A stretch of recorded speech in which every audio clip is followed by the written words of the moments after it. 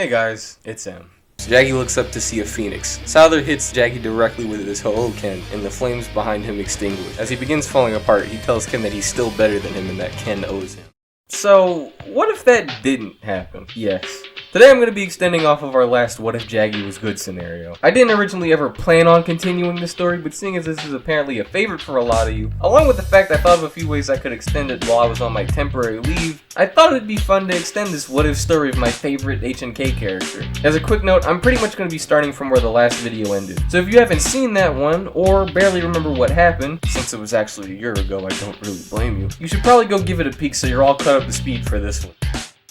As we said last time, Jagi pours gasoline from his jacket and lights it. As he does, Souther comes flying out of the flames, but before Souther hits Jagi, Ken shoots a beam similar to Tenha to knock Jagi over and push him out of the way of Souther's attack. Souther turns around surprised that Kenshiro showed up, and Ken goes up to Jagi asking if he's hurt. Jagi seems irritated that Ken's trying to take care of him and swats him away. While he tries to stand up and continue fighting, he soon notices that Ken hit one of his pressure points with the beam, and he's temporarily unable to move. Ken tells Toki to move Jagi off the field, and as he does, Jagi begins cursing out Souther, saying that he could have beat him if Ken didn't get in the way. Souther begins laughing at the Hokuto brothers and asking if this is the best Hokuto can offer. Souther then proceeds to throw the spirit shoe, then Ken and Souther's fight goes the same way it does in the anime. Jagi stands back shocked that Ken was able to beat Souther single-handedly and even managed to find out his weakness. The pyramid crumbles and Jagi's somewhat irritated his moment to show up Ken was a complete failure. Everyone begins leaving, with Raoh looking at Jagi and stating a weak fool like him should have died a long time ago and should know his place. Afterwards, the gang begins traveling again, and Jagi's mad Ken showed him up at his big moment, but doesn't say anything. Night falls, and as Ken and the kids are asleep, Jagi approaches Toki and asks if they can spar. Toki seems surprised, but states if he's asking the train to beat Kenshiro, he's not going to surpass him. Jagi angrily responds by cursing at Toki and saying he can. They begin sparring hand to hand, and Jagi's unable to land a single strike on Toki. He even attempts his Nanto, but just still can't hit him. Jagi gets increasingly more and more angry, noticing how much farther his brothers are ahead of him, and feeling that he can never catch up. He goes for a big swing, but Toki knocks him down in a single strike before his can even connect. On the ground, Jagi has an outburst and begins cursing out Hokuto and asking why he can't win. Toki looks somewhat disappointed in his brother, but still takes note that even if not intentionally, he saved a lot of lives just by stalling Souther. Toki tells Jagi that even though his style is different than Toki's, he'll go over some simple things to help him strengthen his Hokuto if Jagi will allow it. Jagi feels as if Toki's pitying him and seems upset, but agrees, and they spend a good chunk of the night training. When they're about finished, Jagi notices Toki looks a bit more serious than he normally does. Finally calmed down after their training, he asks Toki what's wrong, but he says he'll save it for later when everyone's awake. When everyone in the group wakes up and begins traveling again, Rin and Bat both thank Jagi for trying to help them. He looks down at them as a response and seems to scare them back to Ken. After a bit of walking, they get the warning from Koryu's guard that Raoh is headed to Toki's old home village. Toki doesn't seem too surprised, and as they begin walking towards the village, he tells them how he felt he'd have to fight Raoh and knew this moment would come. Jagi asks Toki if he can even beat their brother, and Toki smiles in response, saying that after he saw Jagi stand up for Souther, he knows he has to at least try to end their brother's reign of terror. As they head towards the old town, Jagi tries to tell Toki he shouldn't fight Raoh, but Toki says he's not the only brother trying to defeat someone stronger than him, is he? As Toki smiles, Jagi goes quiet. Toki takes the moment to tell Jagi that unlike Toki's promise to try and defeat Raoh, he has no reason to hold his grudge against Kenshiro. Jagi interrupts, saying he doesn't want to lose his Hokuto, but Toki tells Jagi he should enjoy the time he has, and if he wants to get stronger, he should help Kenshiro, and if Toki himself fails to defeat Raoh and it falls on Ken to do it, he'd learn a lot just by observing Ken and probably see why Ryukin chose him. Jagi doesn't seem to know how to respond and doesn't speak for the rest of the trip. They eventually reach the old village and find Raoh. The Raoh and Toki fight go the same way they do in the anime, except when Raoh is about to kill Toki, Jagi almost intervenes by shooting Raoh, but Ken knocks the gun out of Jagi's hand, telling him to actually respect his brothers. As Raoh hits next to Toki's head and leaves, telling him to live the rest of his life, Jagi's the first one to try and help Toki up. Toki says as he does in the anime, he wants to spend the rest of his life helping people. Jagi, Rin, and Bat all go with him as Ken heads off by himself. As things go in the anime, Ryuga runs into Ken and eventually runs into the same small village Toki is at. As he goes to attack Toki, Jagi jumps in front of him and lands a solid hit on Ryuga. Ryuga seems surprised another Hokuto brother exists as he didn't know about another one. Jagi seems irritated and goes to attack Ryuga again, but Ryuga manages to defeat Jagi with relative ease and puts him on the ground preparing to kill him, stating that this will show who can truly help the wasteland. Toki notices this and asks if he's trying to give Kenshiro a reason to act, to which Ryuga nods and Toki Toki tells Ryuga to take him instead. Ryuga slashes Toki on the ground as he does in the anime, and as he prepares to leave, Jagi leaps off the ground and lands a massive slash across Ryuga's stomach with Nanto, before loading his shotgun and shooting it at Ryuga until he disappears into the wasteland. Jagi yells out into the wasteland for Ryuga killing his brother, while Rin and Bat look over the dying Toki. As Jagi's yelling, Toki calls him over and tells him to remember what he said about Kenshiro. Jagi seems irritated and storms off, with Toki smiling, telling Rin and Bat at least his death won't only change Ken. In the morning, Jagi treats his wounds and leaves Rin and Bat to go out into the wasteland on his own, without seemingly any reason. As in the anime, Ken eventually stumbles upon the injured Ryuga, and after beating him down, Ryuga tells Ken about how he killed Toki and Jagi, then pointing to the sloppy Nanto wound on his stomach. Ken seems shocked to have lost both of his brothers without his knowledge, but as in the anime, Ryuga states how Ken might actually be the best thing for the wasteland and how Yuri is lucky to have found him. Ken's silent as Ryuga passes away. He then heads back to the town to get Rin and Bat before heading out and traveling again. As both Jagi and Ken are traveling separately, Huey stumbles into Jagi and notices his scars and believes he's Ken. Jagi seems somewhat irritated and tells Huey to go away before a sudden arm slash from Huey's air hits Jagi. Jagi seems enraged by this and says he's always lost to Nanto users, but he's gonna change things here. Huey and Jagi begin fighting and things seem to get ugly really fast. They both injure each other, with Huey preparing to cut Jagi's face, but as he goes to bring his arm down, Jagi spits darts into Huey's eyes. Huey's recoiling and preparing to say something, Jagi lands Nanto Evil Wolf Strike and sticks his hand right through Huey's chest. One of Huey's army members hits Jagi with his bike, which knocks Huey away from him. Huey is still alive, but barely, and he states that Kenshiro wouldn't fight in such a way. Jagi stands up with his helmet being knocked off of his face from the bike and tells them that his name is Jagi, the fourth brother of Hokuto. Huey coughs up blood, and since they still need time to stall Raoh, they retreat and Jagi begins cackling at them for being afraid of him. Jagi then rides away on his bike, and as he begins passing towns, he slowly notices how much Raoh's actually done. He sees the people being miserable and thinks of Toki. He sees a line of civilians standing for food. Jagi busts in front of them and takes some bread and eats it right in front of the goons. They prepare to attack him, in which Jagi smiles before attacking them to relieve some of his anger. After he kills all the thugs, the people offer him tons of food and water. Jagi sees an opportunity to strengthen himself and prove that he's not weak, so he goes off liberating towns from Raoh. As he's doing that, since Jagi put Huey out of commission momentarily, Shuren's sent to go get Kenshiro. Shuren fights Ken for a brief moment and notes that they definitely have the right Hokuto brother this time. Shuren then does what Huey did in the anime, as he leaves Ken and he runs to go fight Raoh, and is killed as he was originally. Ken finds it strange that they mention finding another Hokuto brother, but doesn't think much on it as he continues traveling. Raoh runs into Huey not long after and kills him as he does in the anime,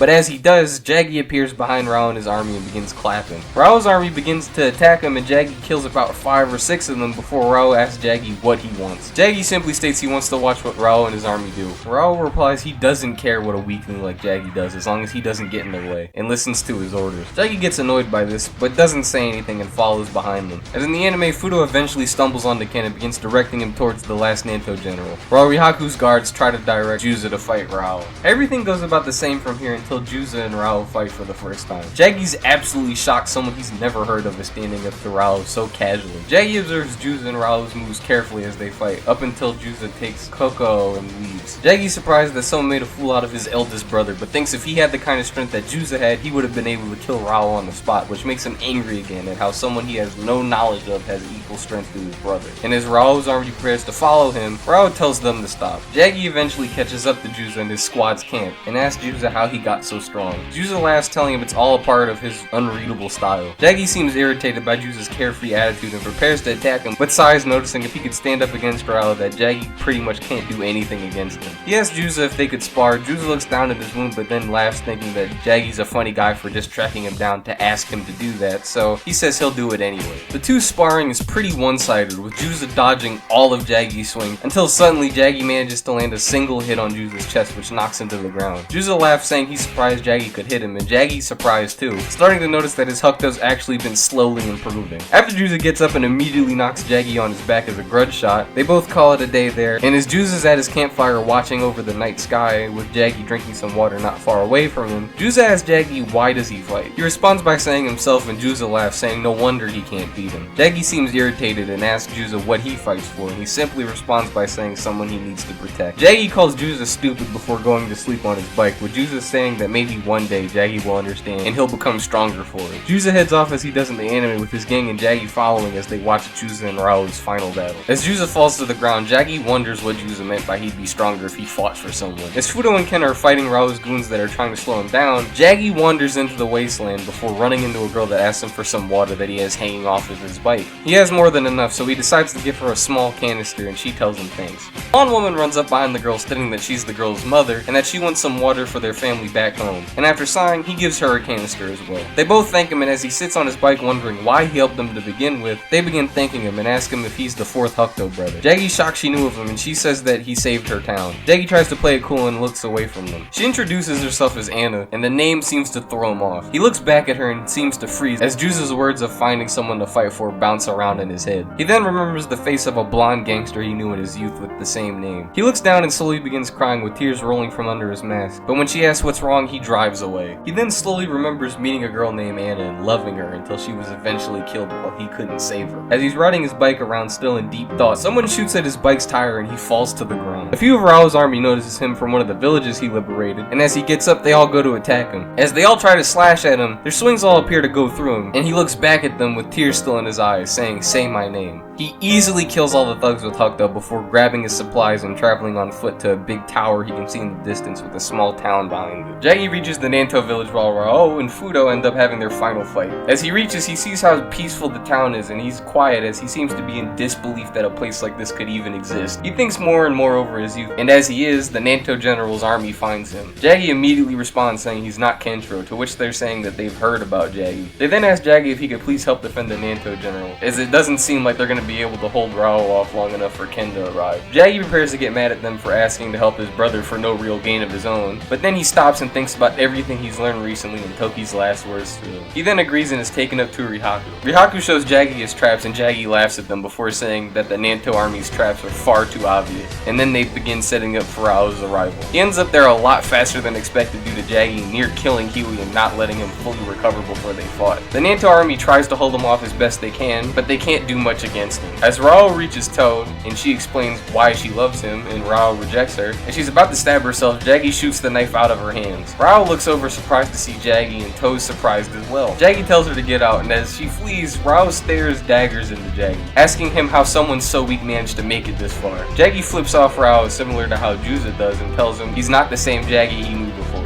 Raoh laughs at Jagi and says he's always going to be pathetic scum that no one ever expected anything from. Jagi gets irritated, but before he fully gets angry, he tells Raoh to follow him upstairs and they'll fight. Raoh says he'll entertain the idea of Jagi being any form of competition for him as he heads upstairs. As they're both walking up, Jagi kicks some sort of trigger for a floor trap that stabs Raoh in the foot. He laughs saying Jagi's never been able to fight on his own and Jagi runs up the stairs. Raoh easily breaks the trap and follows after Jagi to see him at the end of the hall. Raoh says whatever childish tricks Jagi's planning can't stop him, and Jagi laughs saying he'll be disappointed if his stupid tricks can beat the ruler of the wasteland. Raoh makes an aura go around him as he walks towards Jagi. Blades fall from the ceiling and hit Raoh, but he walks through them barely scathed. Darts come through the walls, which Raoh pulls out effortlessly. Even some Molotovs are shot from the walls, but Raoh walks through the flames near unscathed. Before long, Raoh's standing right in front of Jagi, who looks terrified. Raoh yells he's gonna squash the bug of Hokuto, but as he prepares to punch, a dart hits Raoh in the neck, and Jagi dodges Raoh's fists. Raoh grabs his neck and seems stunned for a minute, and remarks that the dart was coated in poison. Jagi cackles, saying of course he'd never fight Raoh at full strength and that he'd obviously kill him in a straight up fight, but at the end of the day, it's just about whoever wins. Raoh gets aggravated and begins attacking Jagi. Jagi fights back with his own Hokuto, and even while Raoh is poisoned, he notes that Jagi's far better than the person he remembered when they were both training together. They both trade a few blows with Jagi even getting a Nanto slash on Raoh before Raoh knocks Jagi into a column. He then prepares to shoot a celestial charge, but as he does, Jagi's eyes suddenly glow and he disappears from in front of Raoh. Raoh looks around confused before he sees Jagi behind him with a strong aura of his own surrounding. Raoh attempts to attack Jagi 2 more times, but Jagi easily dodges both of the swings and manages to land a kick on Raoh, which makes him stumble back. Raoh stares at Jagi and asks how weaklings like him learn Musou Tensei. Jagi shrugs and says he doesn't even know what Raoh is talking about. Raoh says he doesn't understand how some insignificant germ like Jagi could learn an art like Musou Tensei before himself or even Kenshiro. And Jagi seems to get angry and curses at Raoh, saying they always ignored the fact that Ryukin chose chose to adopt Jagi for a reason, and that maybe Raoh is not as strong as he thinks he is. Raoh falls on his knees and seems somewhat irritated that someone he viewed as not even a threat could have him on the edge of collapse, cheating or not. Jagi cackles, mentioning that Raoh is shaking. Raoh notices this, and Jagi laughs increasingly louder and louder as he notices his strongest brother is in distress. Raoh gets irritated and begins shooting celestial charge at Jagi, who simply goes through it and laughs at him. As Jagi's still mocking Raoh, Ken appears in the room, and as both of them look over at Ken, Jagi hears a distant click sound under their feet. Jagi curses, saying he forgot about the timer that he set if he couldn't beat Raoh. Jagi shoots himself towards Ken and tackles him to the floor, as the ground beneath them seems to explode. While Ken and Jagi are nowhere to be seen, Raoh gets up from the rubble and finds Yuri as he does in the anime. Rihaku happens to be with her as he didn't have to stay upstairs with Jagi and manages to severely injure the already damaged Raoh. Raoh still defeats him and the rest of the Nanto chariot guards, and while barely conscious manages to capture Yuri. Jagi gains consciousness before Kenshiro pulls himself out of the rubble. As he looks down, he sees him covered in dirt and debris, and he thinks about how he'd been waiting for this moment for years. The perfect opportunity to kill Kenshiro and become the true successor. But he then laughs, thinking back on it, and pulls Kenshiro out. Ken seems barely awake, and as Jagi pulls him out and sits him down, Ken asks why Jagi's even helping him. Jagi laughs and says to Ken that he doesn't even know why he cared about Kenshiro being the successor. He doesn't even really care about the martial art. He just wants to win at what he wants. As Ken goes to scoff, Jagi says at the moment winning means helping his younger brother defeat the conqueror of World's End. Ken looks at Jagi, shocked at what he just said, and as the brothers sit looking forwards, Rihaku and To walk up to them, saying Yuri was taken even after their best efforts.